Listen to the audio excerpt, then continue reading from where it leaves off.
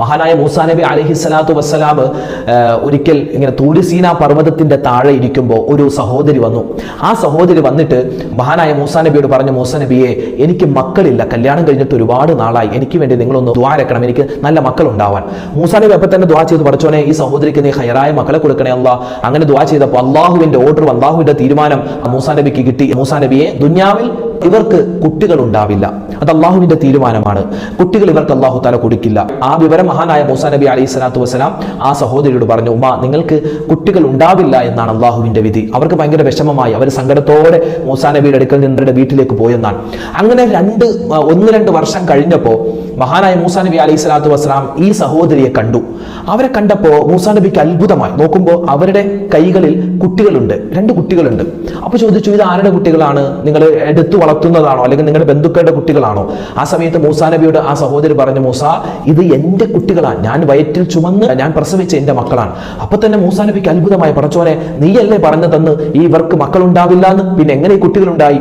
ആ സമയത്ത് അല്ലാഹു സുബ്ഹാനഹു വ തആല മൂസാ നബിയോട് പറയുന്നുണ്ട്, മൂസാ, ഞാൻ അങ്ങനെയാണ് തീരുമാനിച്ചത്, ഇവർക്ക് കുട്ടികളെ കൊടുക്കണ്ടെന്ന് തീരുമാനിച്ചു. പക്ഷേ ഇവർ എന്റെ 99 ഇസ്മുകളിൽ, എന്റെ 99 പേരുകളിൽ എനിക്ക് ഏറ്റവും ഇഷ്ടപ്പെട്ട എന്റെ റഹ്മത്തിന്റെ നാമങ്ങളാകുന്ന റഹ്മാൻ, റഹീം എന്ന ആ 2 വചനങ്ങൾ, ആ 2 ഇസ്മുകൾ, അത് ഒരുപാട് വട്ടം പറഞ്ഞ് ഇവർ ദുആ ചെയ്തപ്പോൾ ഞാൻ എന്റെ ഖളാ, എന്റെ വിധി, അത് ഞാൻ മാറ്റിമറിക്കുകയായിരുന്നു, ഇവർക്ക് ഞാൻ മക്കളെ കൊടുക്കുകയായിരുന്നു. ഏതാണ് ആ 2 ഇസ്മുകൾ? നമ്മളിപ്പോൾ പറഞ്ഞതുപോലെ അർ റഹ്മാൻ, അർ റഹീം. അപ്പൊ നമ്മൾ എങ്ങനെ പറയണം?